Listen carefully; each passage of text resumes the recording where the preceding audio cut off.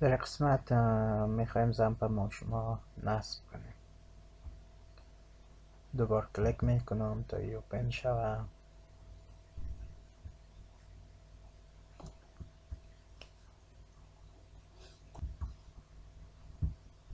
خب در قصه از این مسیج از این نشین نیکس، همه اینها را تک مارک کنیم.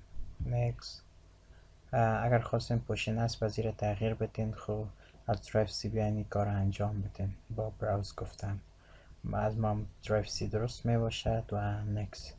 در این قسمت من قبلا چون زامپ را نصب کرده بودم فولدرش مانده، از خاطر میگه یک فولدر دیگه انتخاب کنیم.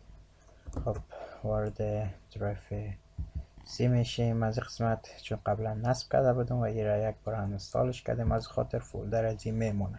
پس من فولدر از این را پاک میکنم و دوباره از قسمت نکس کلیک میکنیم. همین انگلیسی درست میباشد و این تک از این را بردارین و نکس و انستال و ثبت میکنیم تا این نصب از این هم تمام شد.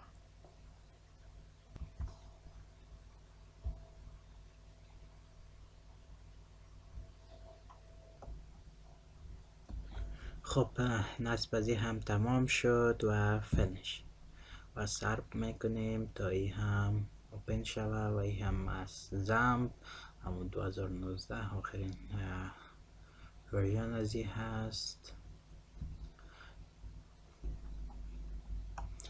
و تمام. این را هم میبند.